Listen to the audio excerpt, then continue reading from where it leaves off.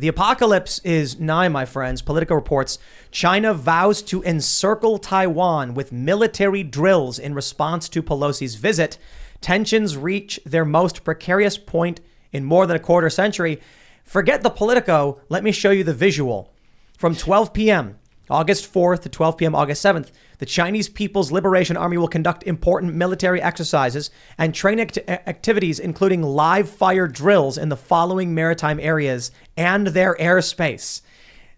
They're just announcing they're going to surround Taiwan and start firing into the air while Nancy Pelosi is in Taiwan. I don't think anything's going to happen. I don't think so. Well, I'll put it this way. This is happening. Mm-hmm. I don't want to be naive and optimistic or biased to assume nothing could happen, because we often talk about the battle at Fort Sumter, mm-hmm. when no one thought a civil war would break out. So they're like picnicking on the hillside.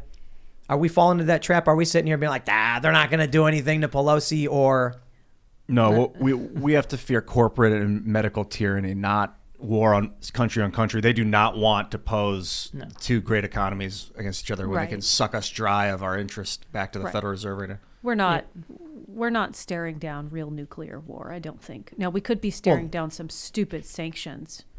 Which they're already doing, right? On Taiwan, they're banning imports of fish or whatever it is. I don't know if it's in response to this, but I mean, at the end of the day, when you're banning imports, you're shooting yourself in the foot by reducing the amount of resources that can get into your country. So ultimately, Chinese consumers will be the ones who are hurt by these types of sanctions. I mean, it's true, but do you see those videos of all the Chinese citizens like outside the banks? They're unable to pull money out. Yeah. I mean, at a certain point, China says it's now or never. Yeah. And considering how close Taiwan is to China, and considering China considers Taiwan to be China, there's a line.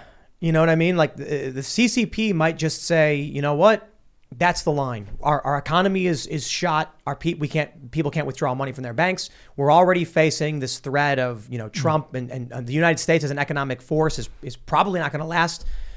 They might be thinking, and this is why I don't want to exaggerate what might happen, but I also don't want to ignore the possibility. China could be looking at this like, we can wait 2 years.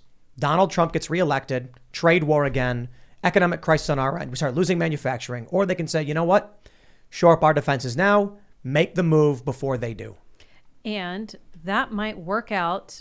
I hate to say it, but it might work out okay. It might work out just fine.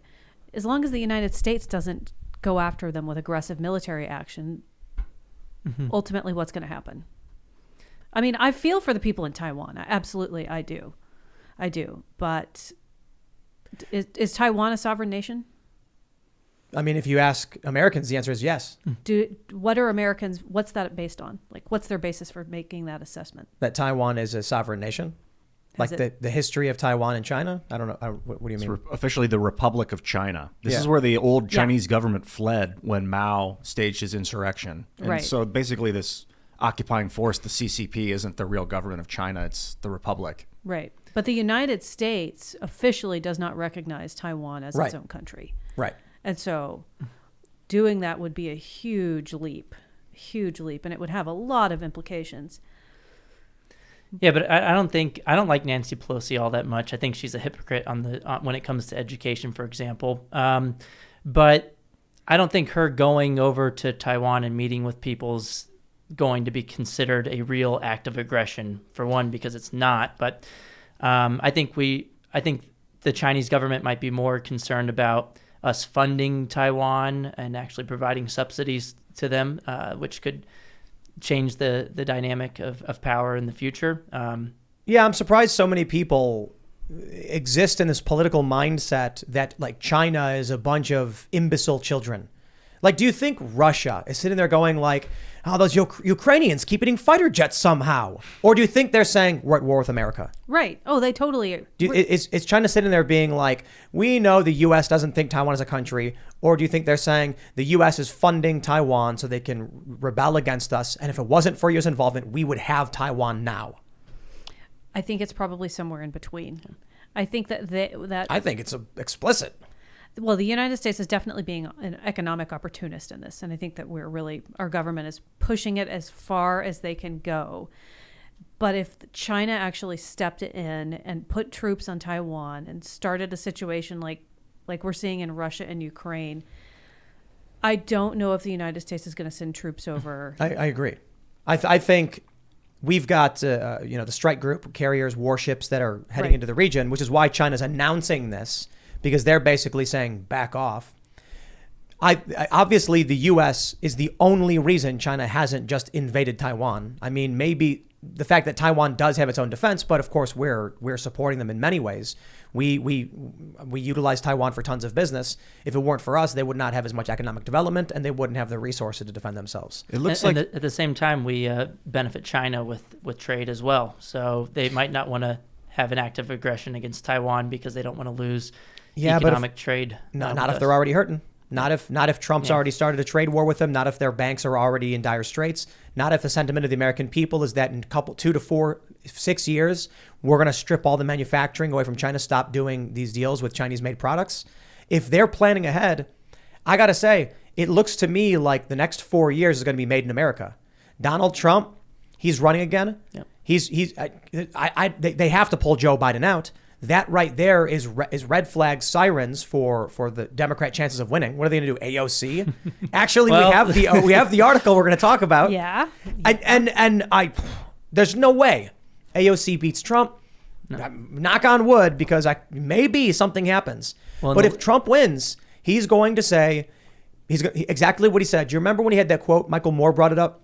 He went to the auto manufacturers and said, if you make your cars overseas, I will charge you a 30% tariff to bring them in, and no one will buy them. Yep. And then what did we see? In Michigan, they reopened plants. They brought the cars back from the plants from Mexico. And then as soon as Trump's out, all of a sudden they shut it down. They're moving things back out again. China knows this. They know it better than we do. I can only imagine that they're like looking at their watch saying, we hope Trump doesn't win. According to Wikipedia, Taiwan is part of the Republic of China, which is a country. And Taiwan, there's 168 islands in the Republic of China. Taiwan makes up like 99.98% of the landmass. So it is its own country, the Republic. Oh, okay. So the last poll that was released out of The Hill has Trump up against Biden by 8 points? It's like not even close. Biden's done. I mean, did you see that there was a video that came out that everyone thought was a deep fake because his eyes are like lasered and he's like, you got to run. It's like, I'm sorry. I don't think it's a deep fake. I think they just gave him uppers. Well, is he going to get better or worse between now and 2024? That's a real question. It's like they're giving him these pills and it's like squeezing blood from a turnip, like there's nothing left to get out of this man. They're probably pumping him full of things to fortify his blood, this poor man. He's getting, how much you want to bet he gets like IV treatments? Oh, no, for real. Oh, I used to get them. Yeah. You can get all kinds of nice little Vitamins. vitamin cocktails, and they can put a lot more in it than that. We get NAD because Joe Rogan, he told me, he's like, you got to do the NAD. And then I was like, I'm not going to do it as much as he does. We'll do it sometimes. Yeah. You guys think Gavin Newsom has any shot at the Democratic primary? Yeah. Yes, absolutely. Yeah. I just don't think they can win. Yeah. But look, I can't see everything. I've made some good political predictions. I've made some big bad ones. And, for the most part, it's like, here's what I think might happen. And that's why I try to just say, you know what, man, all that matters is it's primary day right now. Midterms are really, really close, 3 months away. Forget who you think is going to win. Just get all your friends, every single one. You know what you should do? Tell your friends you're going to go vote. Call them all up, every single one. Post, hey, we're meeting here at this time. We're all going to go vote. And like if you live in the same district or whatever. And if they're grumbling or whatever, just say, hey, we're going to go out for pizza. On the way, we're stopping to vote. Then we're going to get pizza. There you go. That's what you do. I think Eric's going to win that race. I do too. Yeah. One of them. I mean, Trump endorsed him. So in Missouri. You saw that? Yeah, he's probably got something good going for him if Trump may or may not have endorsed him. You were mentioning like Trump endorsed someone else with the wrong last name and first name or whatever. Yeah, wasn't that, did he laugh? Was that J.D. Vance's race? Like he endorsed one of the first names and then the last name of the other guy, and everybody's like, well, is he really just trolling us on all these endorsements? See, this is what I love about Donald Trump. It's like his foreign policy was some of the best I've seen. And I can talk all about getting our troops out of the Middle East, North Korea. I bring it up all the time because these things I think are important. I absolutely despise. I did a segment today talking about China, talking about Pelosi. Middle East, we had the drone strike on that Taliban leader and all this stuff. And I just absolutely despise the American war machine, bureaucratic state, military industrial complex, and intelligence industrial complex. If they came and were honest with legitimate purposes for what the U.S. were to do overseas, I'd be like, wow, this is serious stuff. It's just lying. Everything is just not true. And it's exemplified by nothing they ever say aligns with what the supposed interests are. Here's an example. What really pisses me off is Joe Biden's quid pro quo with Ukraine. When he says, if you don't fire the prosecutor, you're not getting the $1 billion loan guarantee. Then he says, I did this because the prosecutor was corrupt. And then we got someone in who was good. The funny thing is, the prosecutor was investigating the founder of Burisma. As soon as Biden gets him fired, the founder came back to Ukraine. And then as soon as Trump came in, the founder fled. Sounds a whole lot like Biden was covering for Burisma because his son worked there. So don't give me this BS. They're spitting in our faces. Now, when they talk about the need for Taiwan and the South China Sea, I'm like, you are just liars. The Gulf of Tonkin. That happened in, what was it, the 70s? Yeah. Mm-hmm. The false flag to get us involved. 60s? Yeah. False flag, you're right, late 60s. To get us involved in Vietnam. I was not alive. I grew up hearing this story about how we were attacked. And then I think it was in the 2000s they finally admitted, like, oh, yeah, we kind of staged that thing.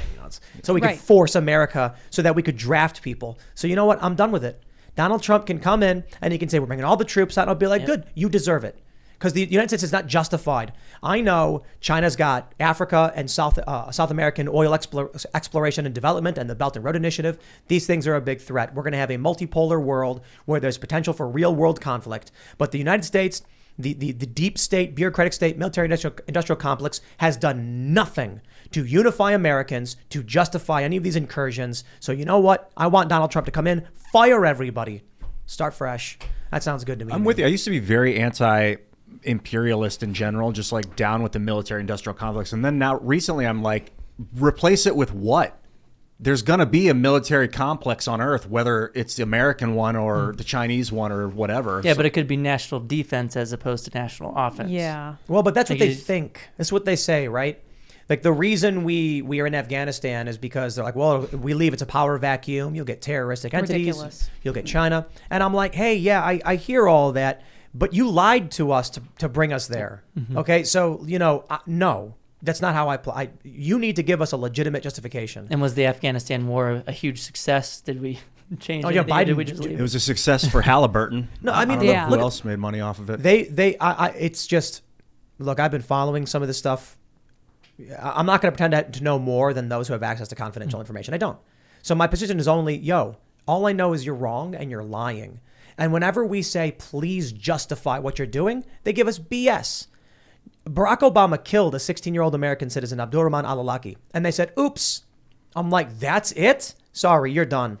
My consent has been rescinded for what you were doing. I'm a little kid. I'm like, I don't know all about this stuff. I get older. I'm like, hey, I got questions about this. Then Obama's like, we're going to come in and pull our troops out. And then he gets in, he goes, I'm going to blow up those kids. Too many. Right. And I'm just like, dude, no, none of this. Troops out, drone strikes in. Yeah. Thanks for checking out this segment from the Timcast IRL podcast. But if you want to check out the full show live, tune in Monday through Friday at 8 p.m. And if you want more special access content, head over to timcast.com and become a member. Your membership helps sustain this company, keep our journalists employed, makes this show happen, and you will get access to exclusive members-only segments of the Timcast IRL podcast, and there's a massive library to check out. So again, go to timcast.com or tune in Monday through Friday at 8 p.m., and we'll see you all there.